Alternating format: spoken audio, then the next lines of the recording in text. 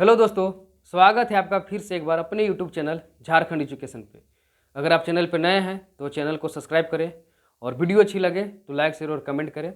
तो जैसा कि हमने पिछले वीडियो में पलामू प्रमंडल को समझा था, आज हम देखते हैं संथाल परगना प्रमंडल। तो झारखंड के मैप में आपको संथाल परगना प्रमंडल का कुछ इस तरह से दिखाई देगा।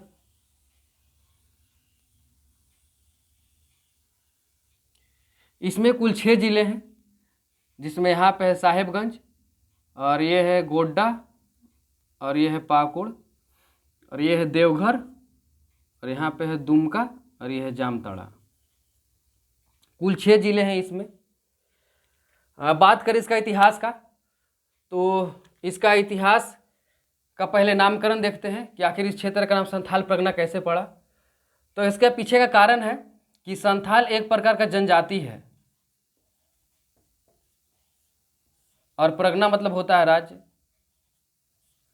तो संथाल जनजाति का निवास यहाँ अधिक था, जिसके कारण इस क्षेत्र को संथाल परगना प्रमंडल कर दिया गया।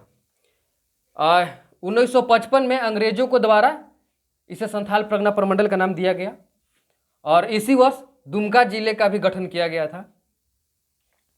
ठीक है, तो आखिर संथाल जनजाति यहाँ पे आया कैसे, तो समझते हैं उसको।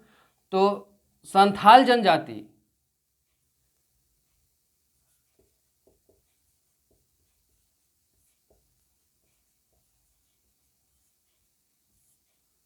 और मुंडा जनजाति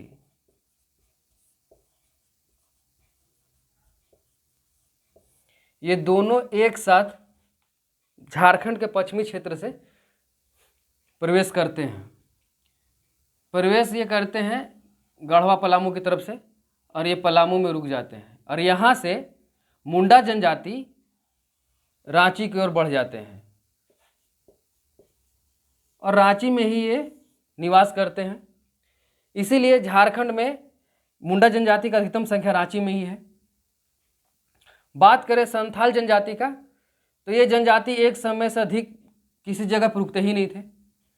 तो ये बढ़ते बढ़ते पूरब की ओर और दामोदर नदी को पार करके मानभूम और राजमहल की पहाड़ी को पार करते हुए राजमहल और ठीक है, तो वहाँ जब पहुँचे तो उन्होंने देखा कि बहुत चौड़ी पर्वत है। तो चौड़ी पर्वत को देखकर इन्हें लगा कि यहाँ पे झूम की खेती हो सकती है, यहाँ पे कृषि का नींव हो सकता है। तो ये सोच के इन्होंने यहाँ पे रुकने का विचार किया, लेकिन यहाँ पहले से ही पहाड़िया जनजाति निवास कर रही थी। तो जब इन्होंने निवास करने के बारे में सोच ही रहा था कि पहाड़ी जनजाति ने इसका विरोध किया। विरोध से जब बात नहीं बनी तो उन्होंने इसका विद्रोह कर दिया, लेकिन विद्रोह का असर उतना कोई खास नहीं पड़ा। कारण था कि पहाड़िया जनजाति जो थी उनकी संख्या बहुत कम थी और संथाल जनजाति की संख्या अधिक थी, जिसके कारण उन्होंने पहाड़िया जनजाति को और पीछे कर दिया, और वो और पीछे ऊपर चढ़ गए पहाड़ पे, और संथाल जनजाति नीचे ही बस गए और पहाड़ को काट कर झूम की खेती करना शुरू कर दिया। पहाड़िया जनजाति हार कर पीछे तो चले गए उस समय, लेकिन मन में विद्रोह की भावना को जगाए रखा और समय का इंतजार किया। और जब समय आया तो फिर पहाड़ी जनजाति ने दोबारा इसका विरोध किया, और जब विरोध किया तो इस विरोध से इस क्षेत्र में अशांति उत्पन्न हो गई। जब अशांति उत्पन्न हो गई तो अंग्रेज का उस समय आगमन भारत में हो चुका था उससे पहले ही। तो अंग्रेज ने यहाँ पर हस्तक्षेप किया, और हस्तक्षेप किया तो उसने दमनकारी व्यवस्था से यहाँ पर शांति बहाल कराया। ये लगभग 1772 से 1780 के बीच में शांति बहाल करवा दिया। लेकिन संथाल जनजाति को ये चीज़ सही नहीं लगा और उसने इसका विरोध किया, और जब विरोध किया तो उस समय तो विरोध का असर उतना नहीं पड़ा क्योंकि अंग्रेज हुकूमत में थी। लेकिन जब इनकी नेताओं का आगमन होने लगा और इनके संगठन बढ़ने लगा, तब इन्होंने इसका विरोध को और जोर दे दिया, और विरोध का जोर ऐसा दिया तो संथाल जनजातियों ने अंग्रेज़ों का विद्रोह कर दिया और ये विद्रोह जो है आज़ादी तक चलता रहा। ठीक है, अब इसके आगे जब हम जनजातियाँ विद्रोह पे आएंगे तो हर जनजाति को विस्तार से समझेंगे। ठीक है, अब हम संथाल परगना प्रमंडल के जो कुल 6 जिले हैं, इन जिलों को एक एक करके बारी बारी से हम उनकी विशेषताओं को समझते हैं। तो पहले हम समझते हैं दुमका के वो संथाल परगना प्रमंडल में ये दुमका का आपको यहाँ पे ये है और इसका गठन 1955 में हुआ था। तो आइए इसकी देखते हैं क्या इसकी विशेषता है। देखिए, बात करें अगर क्षेत्रफल का तो दुमका का जो है कुल क्षेत्रफल है वो 3761 वर्ग किलोमीटर है। कुल क्षेत्रफल जो है 3761 वर्ग किलोमीटर है और दुमका का कुल जनसंख्या 13,21,442 है। जनसंख्या 13,21,442 है और जिसमें महिला 6,52,928 है और पुरुष 6,68,514। बात करें दुमका का जनसंख्या घनत्व तो दुमका का जनसंख्या घनत्व जो है 351 प्रति व्यक्ति वर्ग किलोमीटर। और साक्षरता दर की बात करें तो दुमका का साक्षरता दर है 61%, जिसमें महिला साक्षरता दर है 48.8% और पुरुष का साक्षरता दर है 73%। और दुमका का जो लिंगानुपात है वो 977 प्रति हजार है और दुमका का मुख्य फसल धान और मक्का है। और दुमका का प्रमुख नदी जो है वो मोर है और यहाँ पे खनिज के रूप में आपको कोयला और चिमनी मिट्टी पाया जाता है।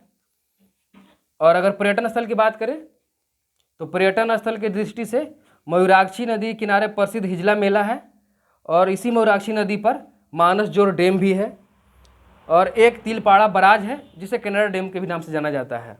बात करें मंदिर का तो मंदिर के यहाँ पे आपको बाबा सोमेश्वर नाथ का मंदिर है और एक बासुकीनाथ मंदिर है और एक पूरा तात्विक स्थल है जो मालूटी में है जिसे मंदिरों का गांव कहा जाता है।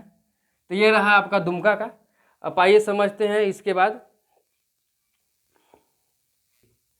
आइए अब समझते हैं जामताड़ा जिले के बारे में। तो जामताड़ा जिले जो है झारखंड के मैप में कुछ इस प्रकार है। ठीक है, तो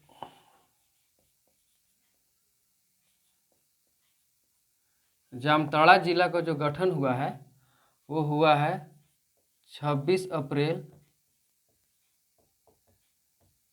2001। जामताड़ा जिले का गठन हुआ है वो हुआ 26 अप्रैल 2001 को। और बात करें जामताड़ा का क्षेत्रफल तो इसका कुल क्षेत्रफल जो है वो 1811 वर्ग किलोमीटर है। कुल क्षेत्रफल जो है इसका 1811 वर्ग किलोमीटर है।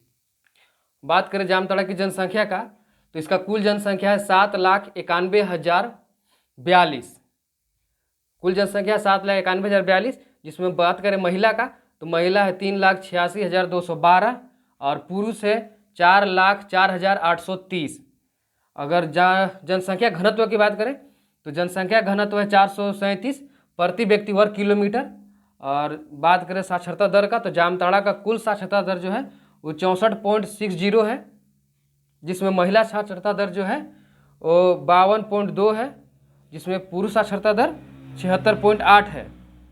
और अगर बात करें लिंगानुपात की तो लिंगानुपात जो है वो 959 प्रति व्यक्ति है 959 प्रति हजार है, जिसमें मतलब कि 959 औरत और 1000 आदमी। और बात करें मुख्य फसल का तो यहाँ पे मुख्य फसल मिलेगा धान, मक्का और अरहर।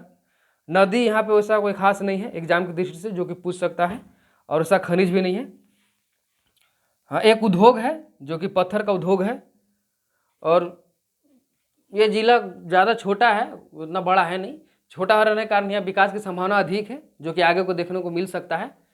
अब हम लोग बात करते हैं आगे दूसरे जिले के बारे में। तो आइए अब समझते हैं देवघर जिला के बारे में। तो देवघर जिला क्या मैप इस तरह यहाँ पे मिलेगा झारखंड में, ये है देवघर। बात करें देवघर का तो देवघर का गठन जो है 1981 में हुआ है। इसका कोई फाइनल डेट नहीं है, लेकिन 1981 है, एग्जाम में 1981 ऐसे ईयर ही चलता है।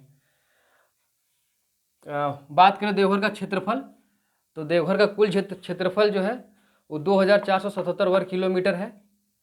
और देवघर की जनसंख्या 14,92,073 है, जिसमें महिला की जनसंख्या जो है वो 7,17,051 है और पुरुष जनसंख्या जो है 7,75,022 है। बात करें देवघर का जनसंख्या घनत्व, तो इसका जनसंख्या घनत्व जो है वो 602 प्रति व्यक्ति वर्ग किलोमीटर है और साक्षरता दर यहाँ का 6.4.9 है, 64.9% है, जिसमें महिला साक्षरता दर जो है 51.8 है और पुरुष का साक्षरता दर 76.9% है। और बात करें लिंगानुपात का, तो यहाँ पे देवघर में लिंगानुपात 925 औरत प्रति 9,000 पुरुष है। और मुख्य फसल यहाँ पे धान, मक्का और गेहूँ है। और नदी अगर बात करें देवघर में, तो नदी यहाँ पे एक मयूराक्षी है और एक अजय नदी है। और खनिज के क्षेत्र में आपको दो चीज़ मिलेगा, एक कोयला और एक एस्बेस्टस।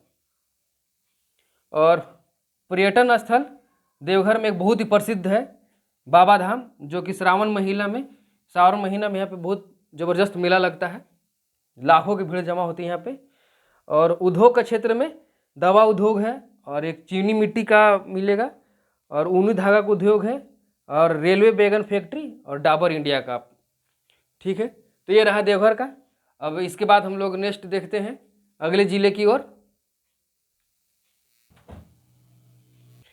तो आइए अब समझते हैं हम लोग गोड्डा के बारे में।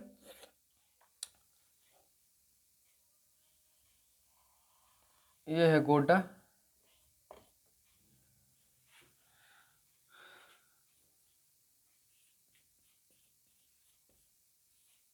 गोड्डा का गठन जो है वो 1981 में हुआ है। इसका कोई डेट निश्चित तो नहीं है। ठीक है,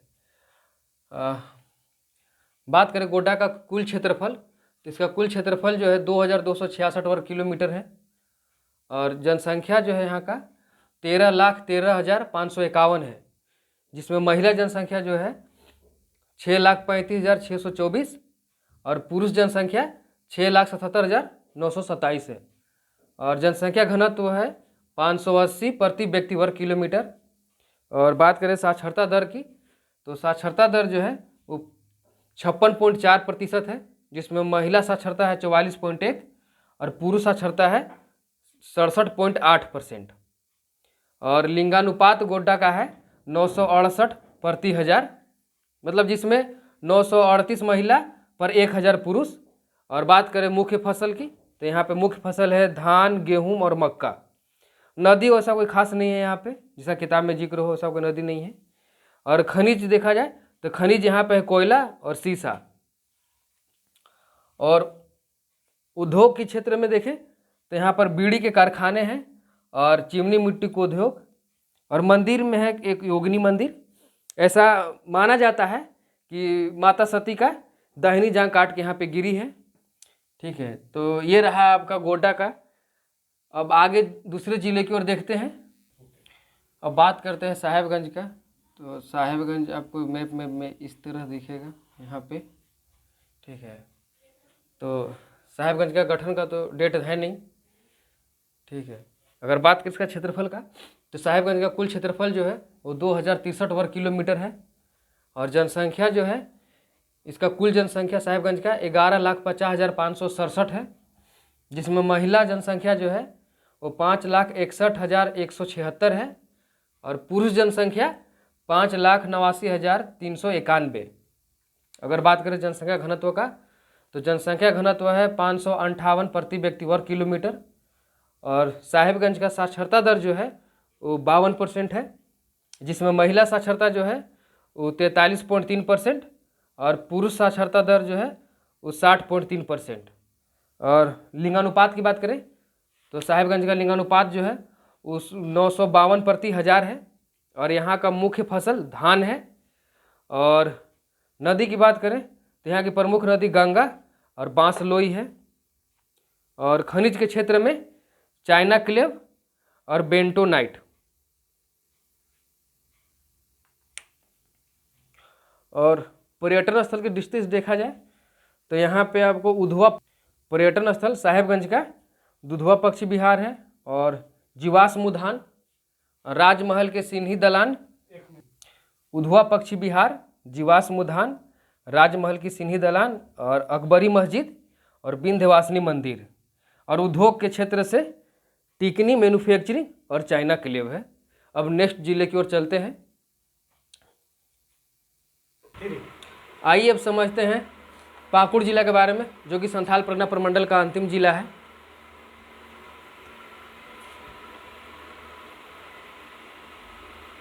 इस तरह का आपको मैप है यहाँ पे झारखंड में।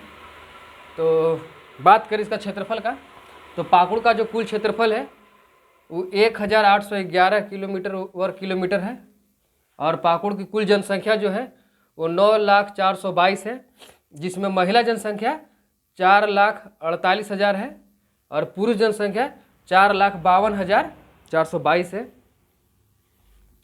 बात करें पाकुड़ की जनसंख्या घनत्व, तो पाकुड़ का जनसंख्या घनत्व है 497 प्रति व्यक्ति वर्ग किलोमीटर, और साक्षरता दर यहाँ पे है 48.82, जो कि झारखंड का सबसे कम साक्षरता वाला जिला है।